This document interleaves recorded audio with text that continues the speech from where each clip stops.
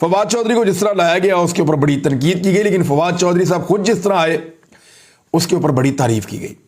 यानी वो डटे हुए नजर आए, हथकड़ियों के बावजूद वो हिम्मत हारे हुए नहीं थे और उन्होंने अपने केस के अंदर बड़े खुल के वहां पे ना सिर्फ बात की बल्कि अदालत के अंदर मुकालमा भी किया।